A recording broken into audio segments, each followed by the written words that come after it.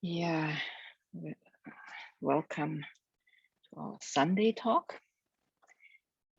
Today I want to talk about the 7th of the 10 Parami, about Sacca Parami. Sacca can be translated to truthfulness, sincerity, straightforwardness, many words we can use, honesty, without deception. So these are all important parts of Sacca, of truthfulness. Well, it is a very important parami. The Buddha to be, the Bodhisattva, it is said that he never broke this parami. So Sacca Parami was never broken. All the others might have been transgressed or broken in the time when he was still a Bodhisattva, so Buddha to be. But Sacca Parami was never broken by him. So he had a very powerful truthfulness that is really important on our path.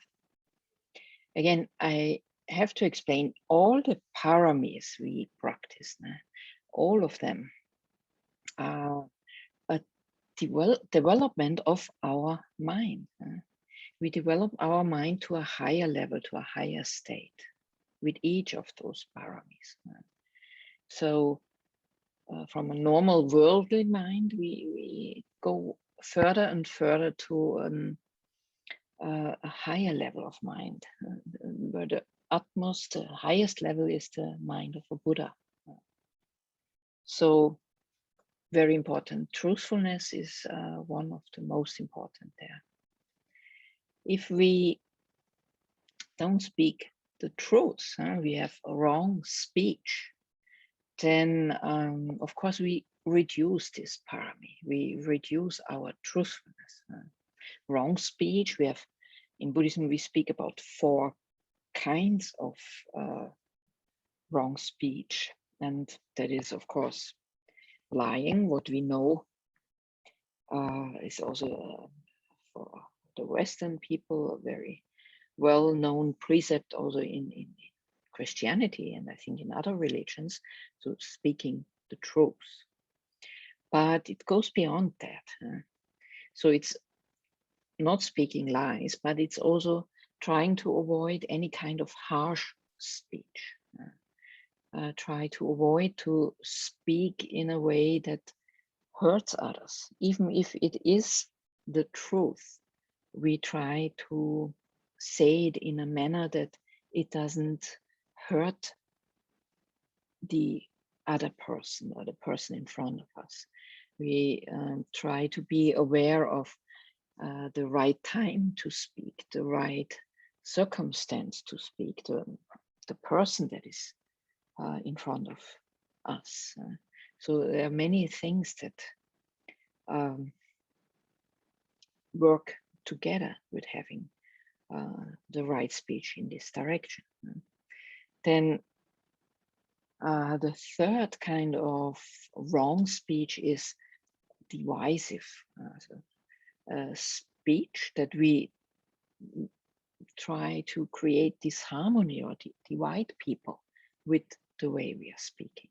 Or even if we don't have this intention, still trying to be aware of that. What I speak there, does it divide people? Does it lead to people not going to be friends again?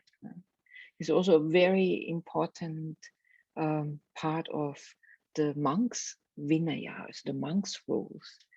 It's like one of the worst things a monks can do is to speak in a way that they separate the Sangha, that some monks cannot be together with other monks anymore, or nuns the same, because through that things that someone has said, they are enemies or something. So this is a really very severe offense, and you wouldn't be a monk anymore if you do that, or a nun, because it's really a very one of the 4 worst offenses that a monk or nun can do. So divisive speech is really not good. And then the 4th wrong speech would be frivolous speech. And I like the Pali name of frivolous speech. It's called Sampapalapa. And the word itself already says palapa, as a lot of rubbish being spoken. So we should also try to avoid that. And that is very important, especially also when you are in a retreat.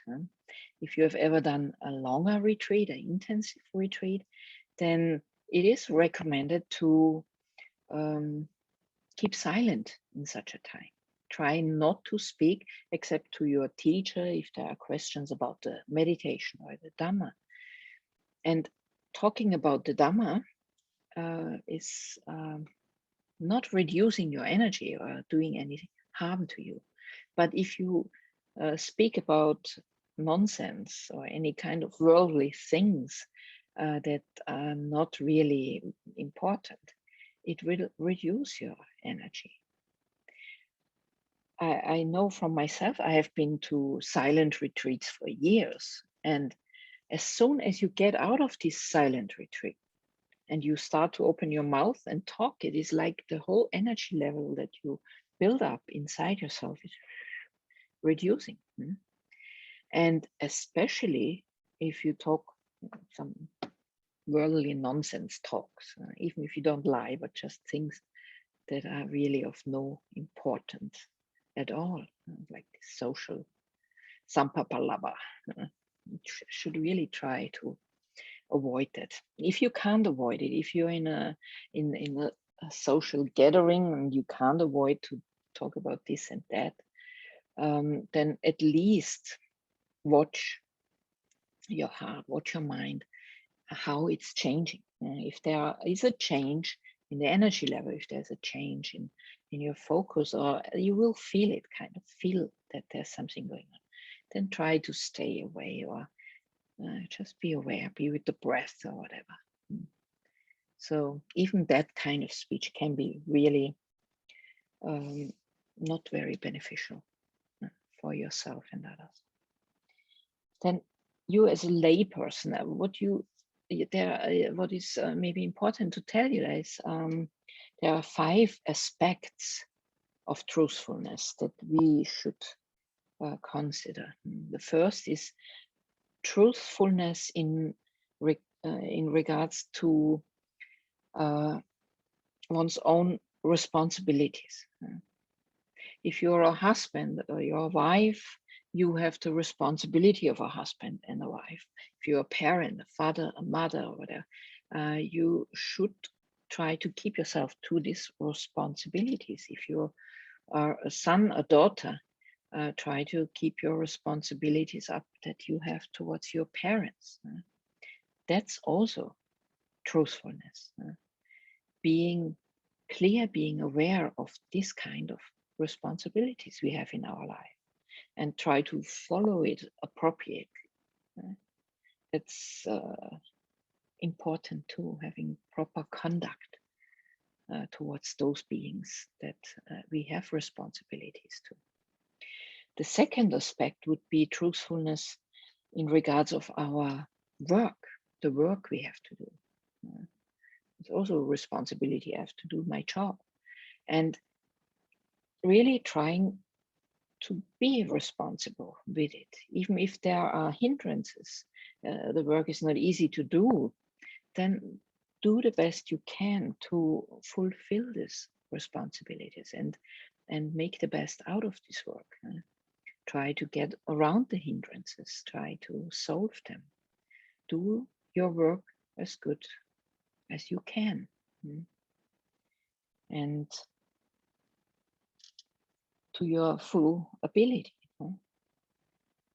So this is also an important thing, not to neglect it, but fulfill this responsibility. The third kind of truthfulness is in regards of our speech, of course, not to tell lies, not to have harsh speech, no divisive speech, no sampapalapa, as I said before. But in deep, it also means do what you say. So if you speak about something, then really act like that. And also try to speak or have a speech that is in line with your heart. So the heart thinks different, but you speak in another way that is not really truthful. So look if there is really, if they are in line. Then the fourth truthfulness is in regards of people, the people that are there with you right now, those that are in your surrounding, the person that stands in front of you. Try to use your truthfulness then too. Be truthful to them. Try to be in a way like as if they are your real friend. You are a real friend to them. Speak in this kind of attitude. Even if they are not friends, even if it's just a stranger coming and asking you for the way. It happens to me sometimes here in Thailand, that maybe some others who have been to Thailand have experienced that too. You ask a person, where is this and that place? I need to go there. And they always, they look at you and they show you the way, but sometimes they don't know it at all. But it is a kind of, they lose their face if they tell you they don't know. They would never say they don't know. So they would show you a way, even if they don't know the right way. And that is, of course, troublesome. So I'm already used to ask 3 people because then it's more likely you really get to the right place.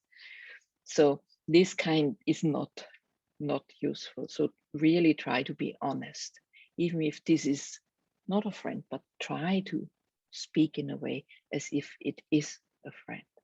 It's very, very wholesome for yourself if you really try to develop a mind like that and try to develop your speech like that. So more happiness arises for the others, for ourselves, if we have this kind of sincerity. Then the fifth kind of truthfulness is in regards to our goodness, trying to really practice what is wholesome, what is good in every way, trying not to depart from that path. So even if the way, another way is easier, the one where we tell a lie or we are not sincere, we still try to go the way of goodness and try to be a good human being. Even if no one sees it, that's also a thing. Sometimes people only want to be good, do good, speak good if someone is seeing it. But it shouldn't be like that. We should try to keep our goodness also if no one is seeing that or knows about it. So that's the 5 aspects of Sacca, of truthfulness. Then, of course, it's also very important to be like self-honest, honest about yourself.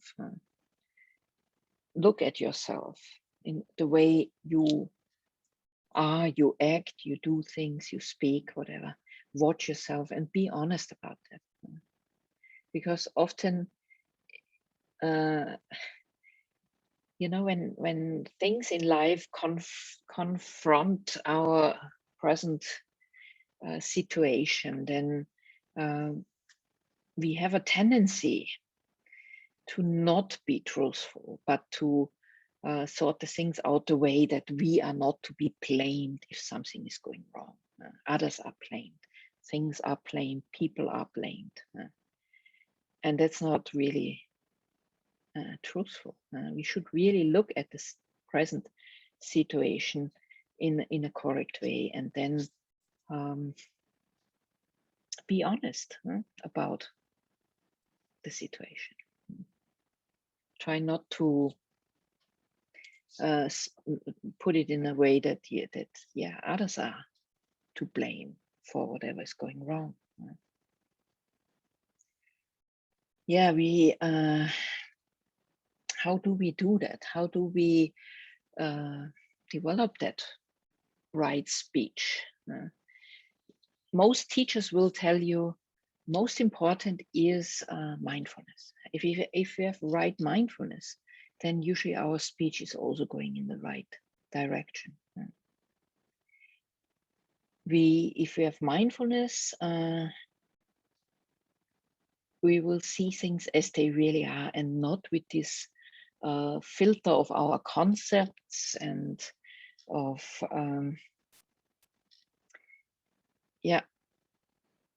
wanting to put things in the way that we like to judge it. We don't judge it, we don't put these concepts in, but really see things as they really are. So that there is more honesty in our daily life. We should put aside selfish concerns. We should try to benefit others with the way that we speak or act in life, and not just ourselves. That's also falling under truthfulness. Then being honest about ourselves means also that we leave room for new understandings, for new things that we might not know yet, but keep it open. We think we are the only ones who know the truth. We know everything. We are perfected in that, but it's not. It's not like that. It's not truthfulness. So leave room for new understanding. That's also Sacca. And we have to be especially aware if the facts fit too neatly into our world view, because our world view is also an illusion. We have to always keep in the back of our heads that this is also an illusion. So if things always have to fit in perfectly in the way we see things and we think they have to be, then be a bit mistrustful and check that out. Then honesty is also not there to protect our ego and our self-interests or confirm our biases we have. So there also be a bit mistrustful when it is like that. Be open to truth, be open to new views of things. That's good. And also to sometimes say, okay, I don't know. You don't know it. So what's the problem? If you don't know it, then you don't know it. Truthfulness is not there to cheer up our ego. Then, truthfulness is nothing we perfect now. It's a lifelong practice. Lifelong practice to be open to truth, including about ourselves. Then, acting without deception. Again, that is this good heart inside you, the mind of renunciation, being open and not deceiving others with the way we speak. You know, that's very much this dishonesty is very much a practice in politics, in advertising, where you put everything like in a way, okay, it's the most beautiful, it's the best, I am the best, whatever. And then, you know, politicians, how they are and how they have no shame to speak lies, or people who want to sell you something. I mean, sure, there must be people who sell things, and that's a good thing to do. There's no problem, but maybe sometimes it's better to be just truthful, not try to persuade others to buy the thing and tell them all kind of untruthful things, you know, just that they buy it. Because it's maybe sometimes even better if you don't say much, but you just say the things as they are, and if they buy it, then they do it, and if not, then it's okay. Let it go. I mean, it's easier to say than to do that, probably, for people who have that job. But I always think it's better to speak the truth, even if you have an occupation like that. Yeah. Then one more important thing, of course, is in regards of our meditation practice, is to see the difference between worldly truth and absolute truth. Worldly truth, of course, is for us the things that we name in daily life. You know, you say this is a man, this is a woman, this is blue, this is red, this is good, this is bad, whatever. This is the way we name things, and for that we always use our perception. We have perception, we have our certain drawers where we put things in, and so we say, okay, this is this is that. That's a worldly kind of truth. Even science is a worldly kind of truth, and this kind of truth doesn't lead us to the cessation of suffering, to overcome suffering. And then there is an ultimate or absolute truth. And this absolute truth is that needs wisdom. Wisdom is the most important to go deeper and to understand the absolute truth of things. So under that absolute truth, it's like, for example, the three characteristics of existence. They fall under this absolute truth. Seeing that things are changing, they are impermanent. Everything, even you're sitting there right now and you sit there quietly in meditation, but still there's change going on all the time, that you see that inside your body. Cells are dying, new cells are born. There's change, there's the breath coming and going. If it doesn't, you would die within a few minutes. Then there is heartbeat going on. So there's the blood flow going on. There's always changing. The things we feel, we experience while just quietly sitting there. These feelings, Vedana, is always changing. That we see absolutely everything in life is changing. That's an absolute truth.